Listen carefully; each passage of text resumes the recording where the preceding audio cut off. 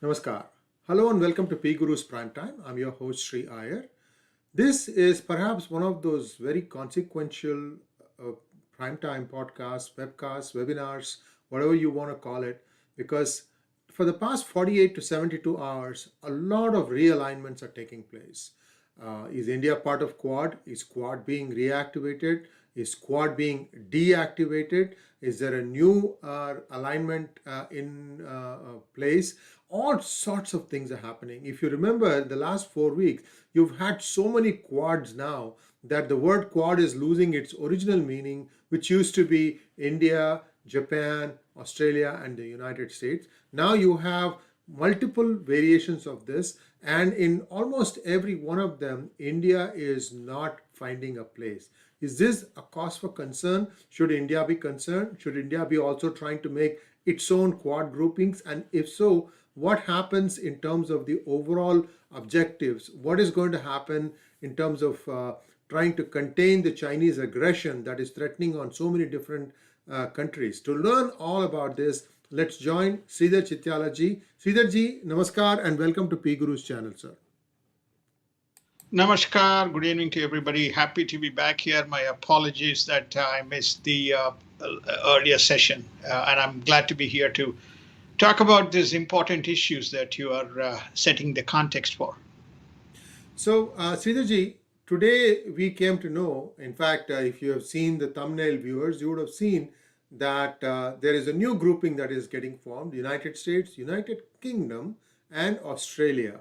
Now, before we progress into this debate, this conversation, may I request every one of you to like this video, please, because it is important that a lot of stuff that you're going to hear today will be for the first time. It might shock you, but that is the world. Right now, so many things are changing. There is so much an influx right now, and yet nobody understands who's doing what. There are multiple centers of power in White House that has been established.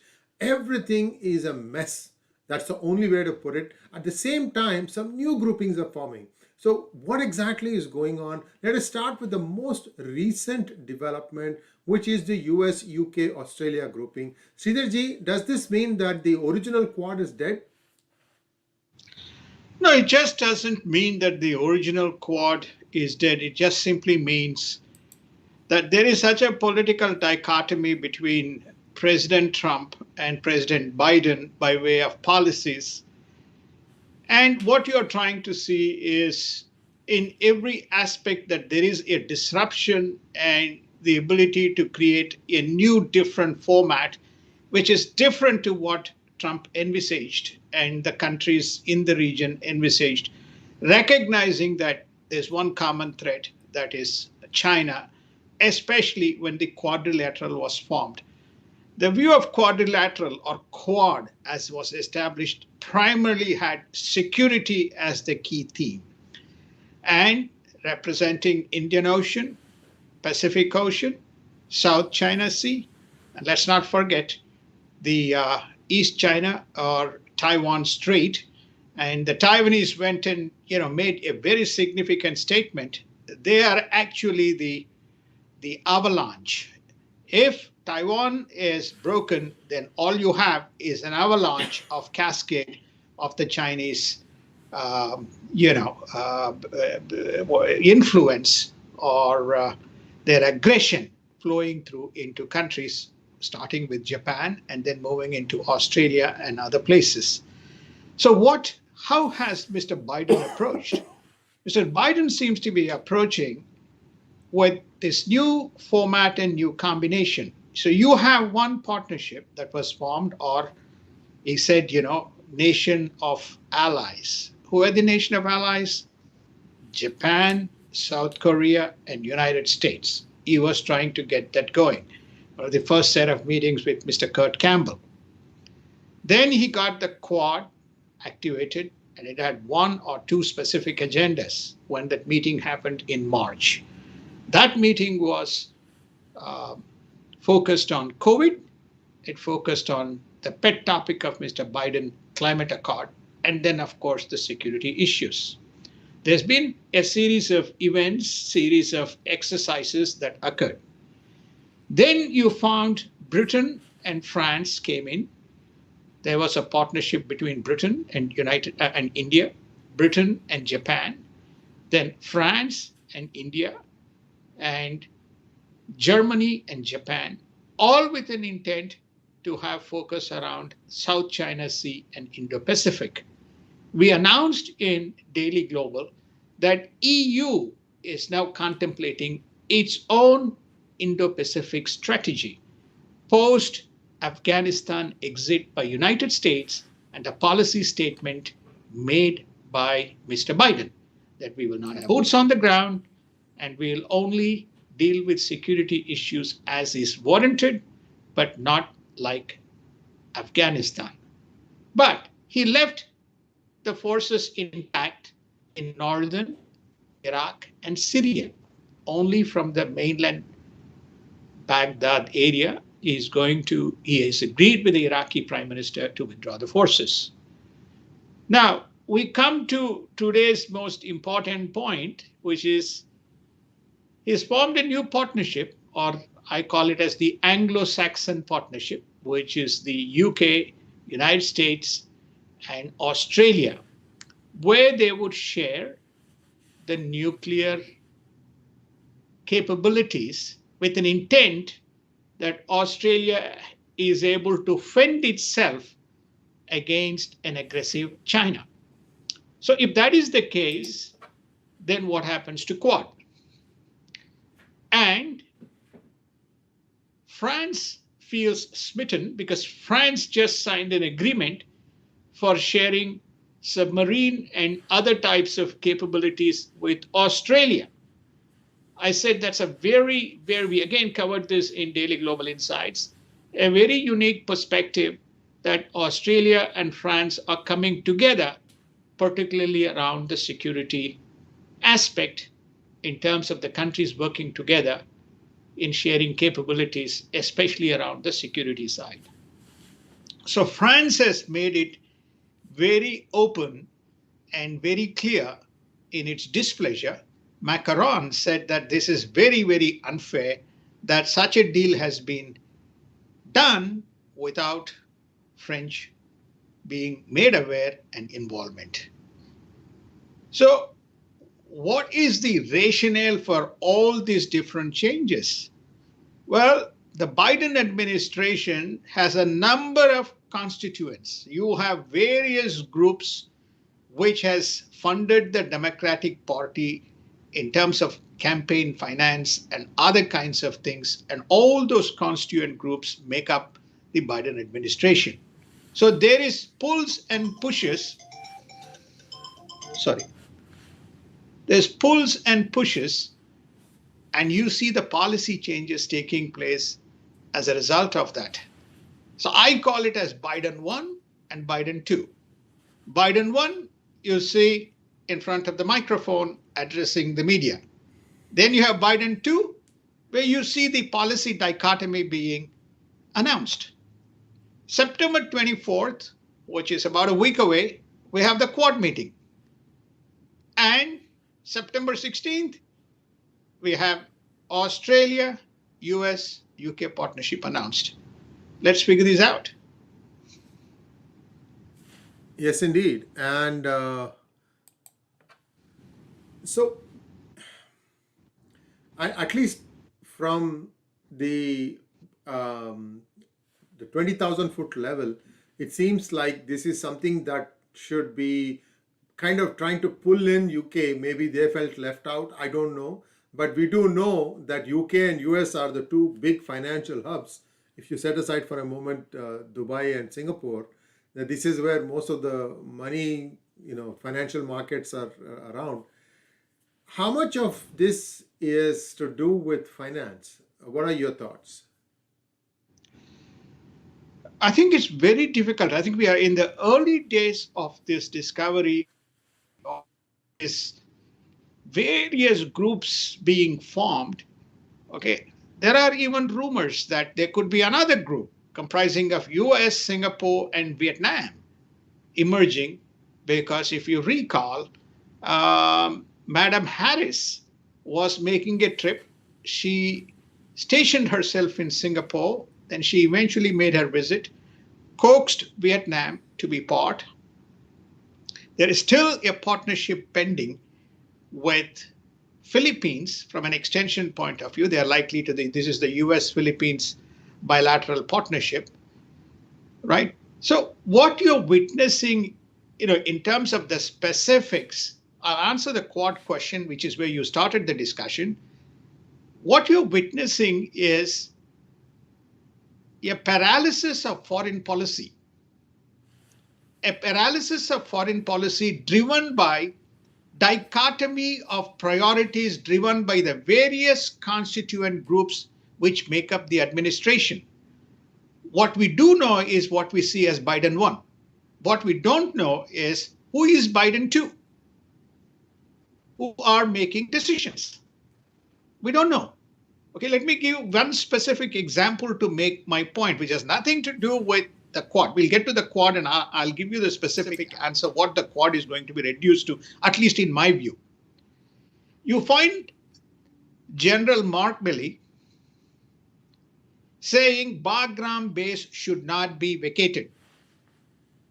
You have Scott Miller, the general, who is Austin Miller, who is in command of the Afghan base, specifically recommending not for withdrawal, sending it through the ranks to Biden 1.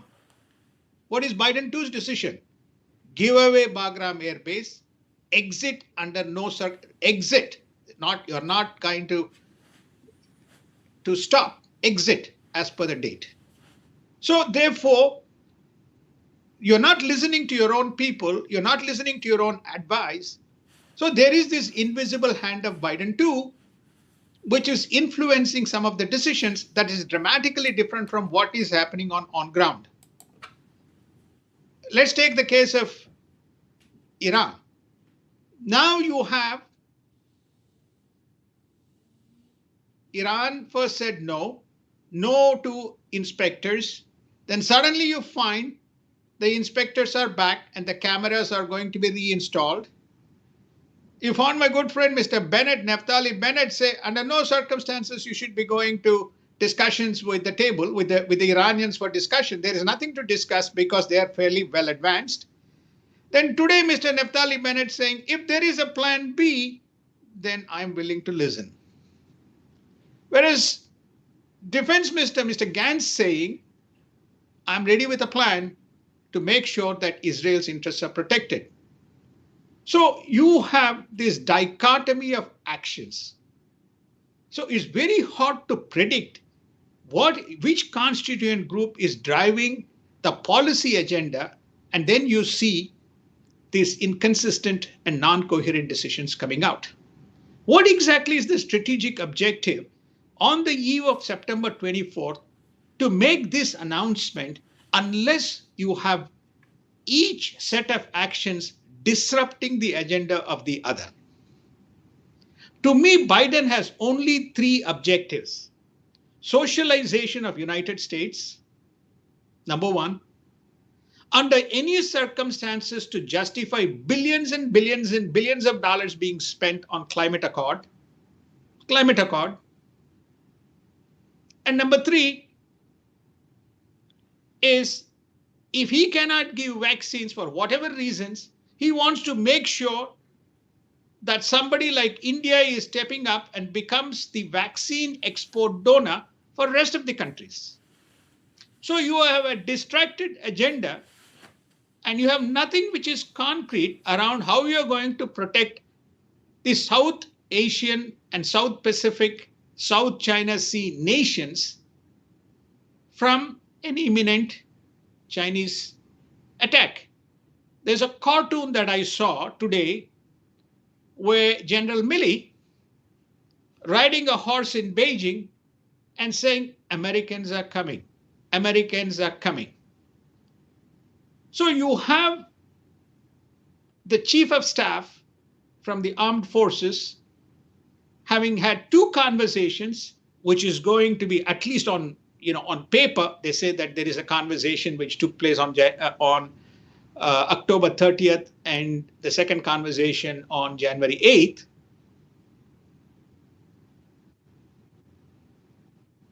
how exactly are you going to give confidence to the nations that you are capable of defending them against a Chinese incursion?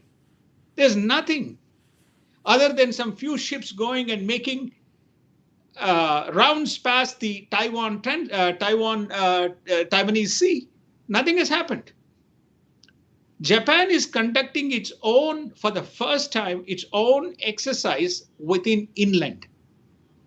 It was doing it outside, but it's now doing inland as well, mobilizing its armed forces for any type of an attack that potentially may come from China. So, to summarize, to answer your question, Quad has been made redundant.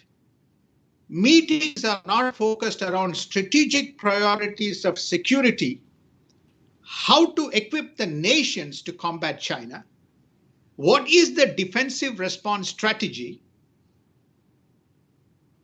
and what is the defense assets that are going to be sent into South China Sea on a permanent basis.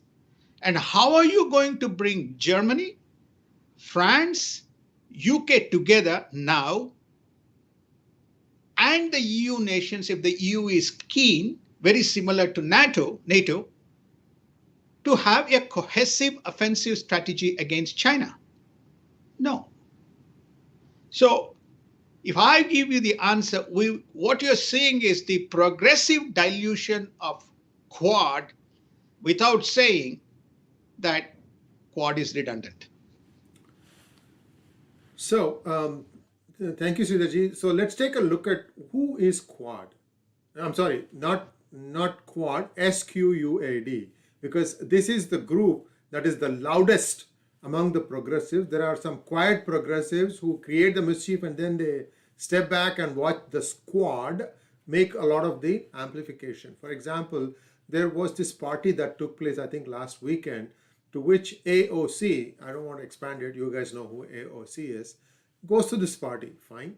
First of all, she said that this party, I didn't pay for it, but then somebody did pay for it, and now she's not saying who paid for it. So it's a $30,000 per couple entrance fee. It's not easy, it's not cheap. And for somebody who's living, eating, and breathing socialism, how can that person rustle up $30,000? From where did that come? So that's a question. Second question, the one that I have the most trouble with, is she has painted on her back, on the gown, tax the rich. America is an inclusive nation. It is the capitalist citadel. This is the country that found how to make lives of people prosperous. Look around the world. There is no other country that has managed to do so much for the common person as America has done over a period of 200 plus years. It had a clean slate, but it could have taken a wrong direction. It did not. It took the right direction. And that is what we find ourselves today. And now some people who I don't know how much they understand, how literate, how educated, how intellectual they are. These are the people that are now navigating Democratic Party. There is this other person, Miss Ilhan Omar. Thankfully, thank God, she has been quiet for a short while, for the last few weeks, most likely because a result of the FBI investigation has come out, which says that hers and her second husband, I think, the DNA match between the two is 99.99999999997%. What it means is she married her own brother. This person was living in the United Kingdom. She wanted him to come to United States. She married her own brother, and I think they also had children. Now, there are two laws that are being broken because of that. And one law, the statute of limitation has run out. The other one still stands, which is immigration fraud. I don't know when this FBI is going to act on it. There is a quick question mark. Would the government, Biden government, allow the FBI to act on one of their own? But this has been festering for far too long. I have one big grudge with the Trump administration also. The Trump administration knew a lot of this stuff, yet did nothing. So this is where, politicians think, I just keep pointing this and I'll win. And clearly that card did not get played right. So Sridharji, I'm venting a little bit here because I see the lowest common denominator of this grouping, and that is somehow driving the Biden 2 agenda. At least that's how I see it, sir.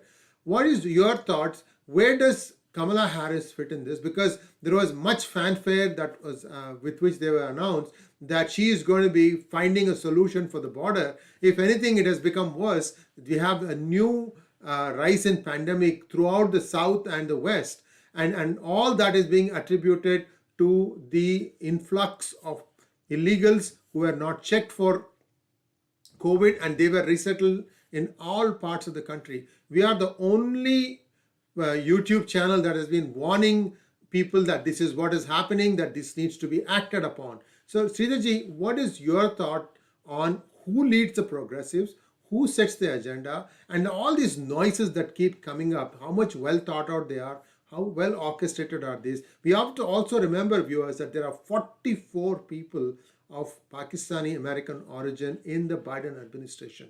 I haven't seen such a large number of one grouping in an administration ever before. I could be wrong. Sridharji, you are the veteran, you live in the East Coast. Please disabuse us of all the things that is happening. What is this progressive grouping? Well, I think that you put a number of issues and items on the table. Um, what is the progressive agenda? The progressive agenda is the Biden's economic agenda. What is Biden's economic agenda? If you look at what we had covered this in our daily global insights. We have even categorized into 10 specific themes. I said, whenever we talk, we will talk about one of these 10 specific themes. So what is progressive agenda? Progressive agenda is the socialization of America. That means broad and sweeping welfare programs that permeate right across the United States, including amnesties for the illegal immigrants in United States. 8 million illegal immigrants prior to Mr. Biden taking charge. Close to 1.1, 1.3 million, roughly the number, which has made it through in the past 7 months into the country, taking the number of illegal aliens to close to 10 million number. 10 million. Some people estimate it to be 11. We don't know. That is to be quantified. What is clear is 8 million. That number has been measured and quantified. We also have new refugees coming into the United States with various categories of promises, from green cards to immediate citizenships and so on. So you have the amnesty, and there is a funding program that must occur. And they're saying that must be part of the budget. The widest expansion of the Medicare programs, and you saw Pramila Jayapal, who is one of the Quad members, wants to increase the Medicare coverage to all and everybody with the subsidies. So you have one member. Then you have AOC, who wants to tax, and she's also very keen on making sure that there is again a broad dispensation of tax the rich and pay the poor. Then you have Mr. Sanders, Miss Madam Ilhan, and Rashida. And there's one more. Ilhan is about defund police and bring in other types of programs. She actually wants dismantling the police in the election voting ballot. Then you have Rashida Tlaib, who has issued a statement today that anybody who opposes Palestinians, and especially the pro-Israel groups which oppose Palestinians, their tax status to be non-profit tax status to be reversed. So you can see broadly each of these progressive members have a very specific and defined agenda to push the United States policy. What is Madam Nancy Pelosi doing? Madam Nancy Pelosi is tying all of this to budget and through a reconciliation process, all these peripheral things, from voting to nationalization of elections and climate accord, and AOC's is one of the big dreams is AOC and Ilhan's big things is clean water, clean water, climate accord, and cut fossil fuels. Cut fossil fuels because it causes eco disaster. Mr. Biden, as we speak today, is going to hold a meeting with 17 nations. Who are the 17 nations? We don't know. And his topic is the immediate urgency of climate accord. So that is the policy of the progressives, and that is their agenda of the progressives. And if you carefully look at this, foreign policy is zero. There's no statement on what is the strategic foreign policy of the Biden administration.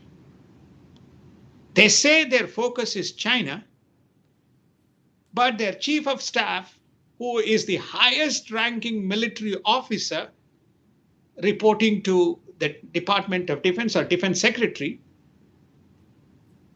saying he will pre-warn China, which is considered the strategic focus of Biden administration. He'll pre-warn them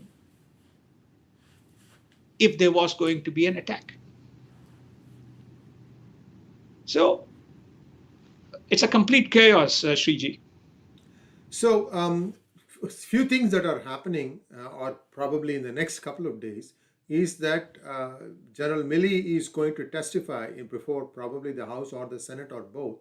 And a lot of these questions will get asked. I'm hoping one question that will definitely get asked is, are you being blackmailed? I'm sorry they will not ask that question, but it seems to me the primary incentive for the chief of the defense of the American Army, armed forces, all three, would feel that he needs to pick up the phone and warn the person that they are going to attack that don't worry, we will let you know.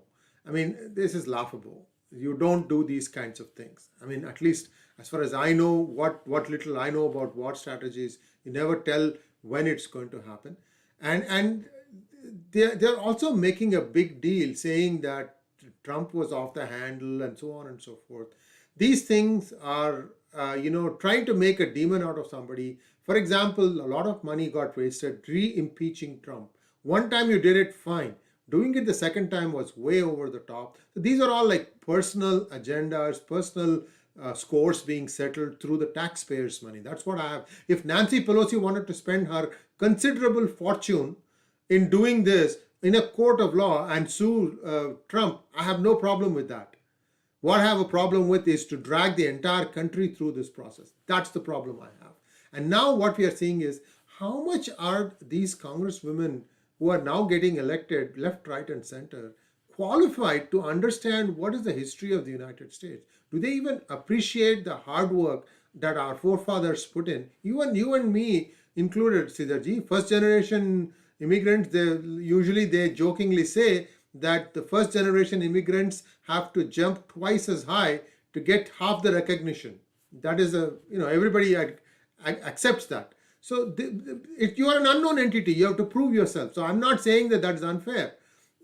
You consciously made a choice to come, so you have to prove yourself. So the fallout of this unconditional pullout by United States at the dark hours of the night, now we are hearing that many of the 100,000 plus assault rifles, semi-automatics, whatever the things are, they are now finding their ways into bazaars of Peshawar. Have you heard about this, Sridharji? I've heard through some of the reports that has come out, which is namely that it seems to be available for sale around that region. And these are uncorroborated reports. There is reports coming out that these things are happening. Is obviously a razzmatazz of I don't know whether there are 25,000 or 30,000 or 70,000, the so-called Taliban. How much of the equipment? They don't even know, vast pools of it, unless there is some sophisticated military army. This is not a military army. This is not an armed. This is just, rebels, a bunch of rebels and tribes, who fight guerrilla warfare in villages and streets, who exert power, are what you call as urban warfare. I mean, they are not formally trained in military operations to conduct, right? They all were there basically to drive one way or the other the Russians out of Afghanistan. As someone said, funded by the Americans. Of course, with Pakistan as one of the key allies of the specific group. More recently, Qatar has given them some recognition and given them a space for them to be engaged in a diplomatic manner, to have diplomatic engagement to find a resolution to the resettlement of the Taliban back and have some peace rather than continue. So to answer your question, to respond to your question, yes, I've heard this rumors that these things are making their way because they are far and many, from planes to helicopters to rifles to launchers to the night vision goggles and so on and so forth. Everything is available and everything is freely distributable. There is no kind of secure, what you call, organization to keep it lock, stock, and barrel and released only on a discretionary basis. It is open slather.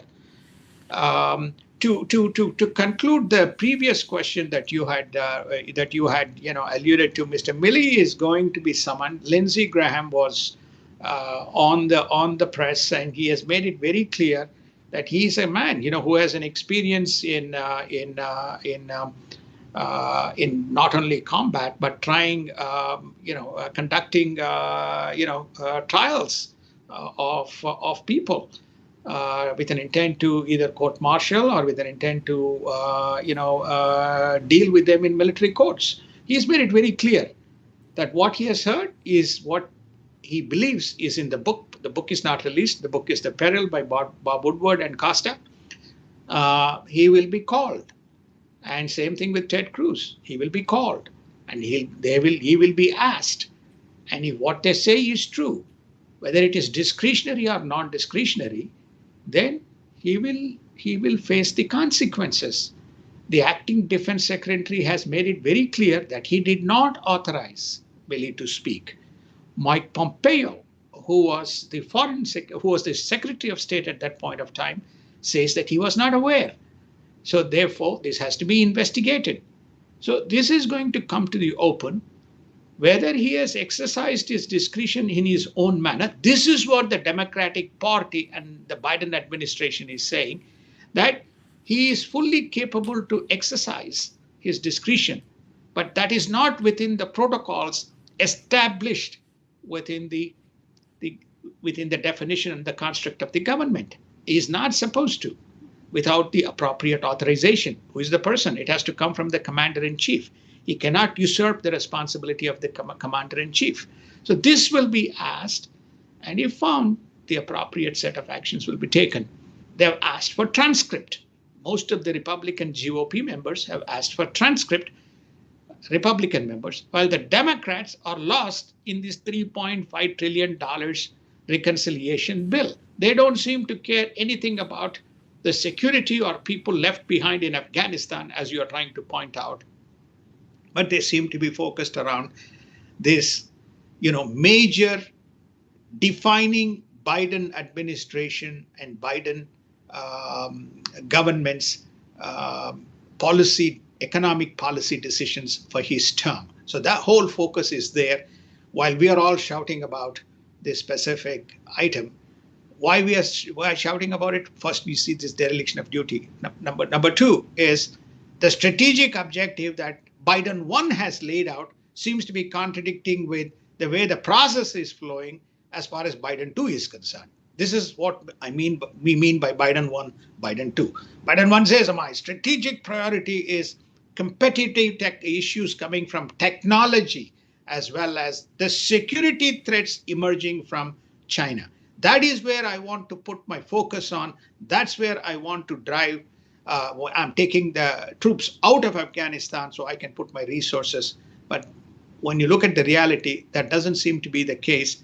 and which is what you are referring to on various parameters that you laid out. All that is domestic, nothing to do with foreign policy.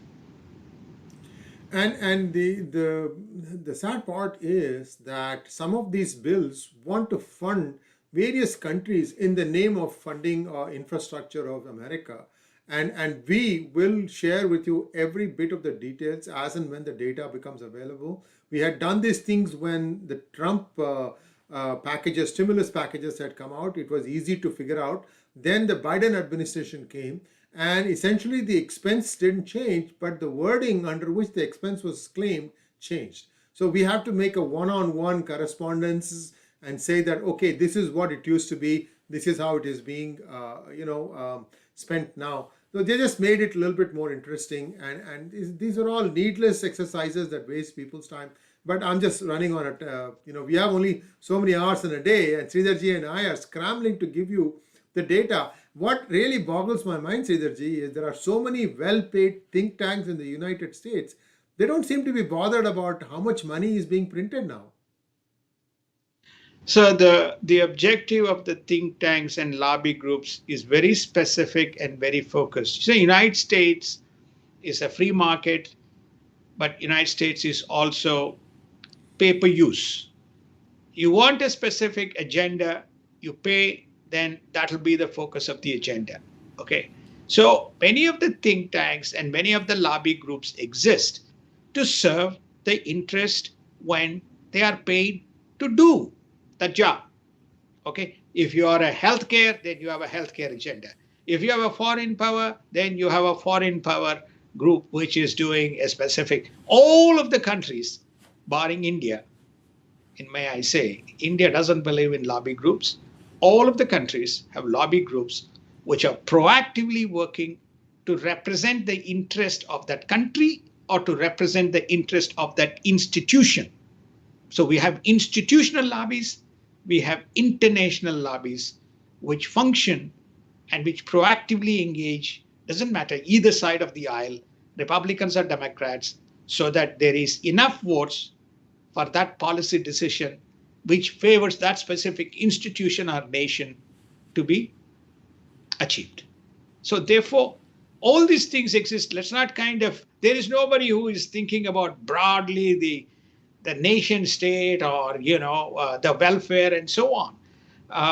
Everybody is focused on what the specific agenda is. Here's Biden 1, Biden 2. Biden 1, national mandate for vaccines. Biden 2, congressmen and the officials of the congressmen exempted from vaccines. Biden 2, all illegals coming in exempted from vaccines. So you see the dichotomy, right, on the policy side. But on the things that you pointed out, you have a Tibet, so you direct money to Tibet. You have Palestinian, you don't need to go anywhere. You have Rashida Tlaib. She will make sure that the Palestinian groups are served.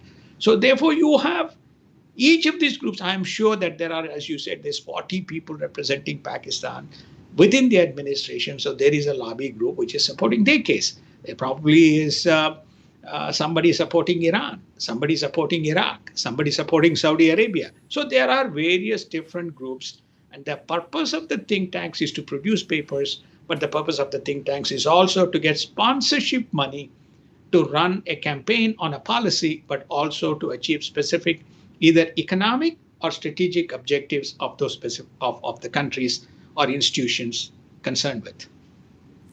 And viewers, those of you who may be interested in what happened on the recall of Gavin Newsom, the final tally is 64% for not recalling him, 36% for recalling him. So look at the glass being half full. It was 70-30 before, so the needle has moved 6% away from Gavin Newsom, but it was not enough to unseat him. If he got 50% plus 1, he was going to stay governor. He's going to stay governor. But I also will tell you, I'll take a Gavin Newsom any day compared to the other progressives who all think that they can represent America in the future. I mean, if Democratic Party goes that way, it will be a very, very sad day for America. And Sridharji, I just want to tell you, as an American citizen and an Indian citizen also, everyone needs to think, I'm a human being first. then I'm a citizen of a certain country. Then I'm so many other things, Californian, Sanatani, this, that, all that stuff. But these two are the top two. And everything has to be approached that way. That's what was the Westphalian consensus that was agreed to many hundreds of years ago. That's how the order is. Nobody can go to any other country without a passport and without a valid visa.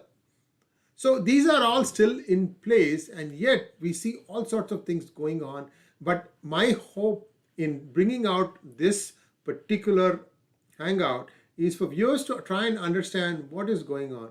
There are so many different groupings now, and really what happens when push comes to shove. If if India is going to be attacked from two different directions, from the west as well as from the north, how is India going to respond? Who's going to come to India's help? These are all the questions that will be answered. I'm sure the MEA, who has been jet setting endlessly, I think he has the plane refueled and ready to take off at a moment's notice, because that's how hard he has been jetting around. And many people are also coming to India. So India has suddenly become the most important country in terms of what its strategic objectives are. It is possible that India could be the focus of China to attack. We don't know. We hope that that's not the case, that somehow sanity will prevail. And the other last thing that I want to ask you, Sridharji, what happened to that COVID report? It got diluted like mad, just like an Indian report, sir. Well, I think that there is the COVID report is, you are talking about the enforcement, you're talking about the investigations, you're talking about the source. This is something that we probably didn't inform our audience, is that one intelligence agency concluded that there are enough data to point out the origins in Wuhan virology lab. Okay? There's another set of intelligence agencies from within United States which concluded that there's not enough evidence to point out that it emanated from Wuhan. So you have one agency saying yes, potentially. You have another agency conclusively saying there's not enough evidence to point out. So when you have the best way to reach what you call a paralysis or no outcome is you give two completely different reports, then the issue says we investigated, we have no evidence, so therefore we just ignore it. So where did this come from? Nobody knows. By the way, Sree pointed out, and I didn't want to intervene, we have 9.5 million active cases in United States. Did you get the number? 9.5 million active cases, of which 2.3 million is in California. Close to 1 million is in Florida. So when you take these two, that's roughly 3.3 million. Then when you add Texas and Virginia and Maryland and so on, the number very quickly crosses the 4 million mark. So get this number. When Mr. Biden took over the presidency, he said, I am going to tackle this, that, and so on. But the rise in the active cases never gets reported. The only set of people who have been reporting the active cases is, besides the medical institutions, is our channel. In PGurus, in DGI, every other day we have reported the cases rising from 3 million to today 9.5 million. And if you want a back of the paper calculations, I think 1 in 500 Americans adults have actually contacted COVID. That is the number, and it's a very, very alarming number if you think about that, and then you juxtapose that on India's population. You can imagine how many people should have contacted COVID in India to get that kind of a number. It's mind-boggling. And somehow India has managed to keep this thing under control despite states like Kerala and Maharashtra run by opposition trying their level best to scuttle any kind of anyway, let it go. At least Maharashtra did a decent job of it. Kerala, I don't think so. This is all my opinions, of course. I could be wrong. Sridharji, thank you very much for taking the time out. And again, viewers, I apologize. In the morning, we just couldn't get Sridharji going, and we had to figure out some technical difficulties in a hurry. I'm pleased to say that we did so. In fact, the video quality now is excellent, and I hope that we will continue to have this in the days and weeks to come. And thanks for watching this. Do subscribe, do like our channel, and as always, we'll be back. I think we are planning to do a session on Sunday, which will basically cover the news of today, that is Thursday, and then tomorrow Friday, and what little happens on Saturday. And we will have an update on Sunday as always. So the next DGI is on Sunday, and then we'll go back to the weekday cycle. Thank you, Sridharji, and we'll be back again very shortly. Namaskar. Thank you, namaskar, and have a wonderful evening.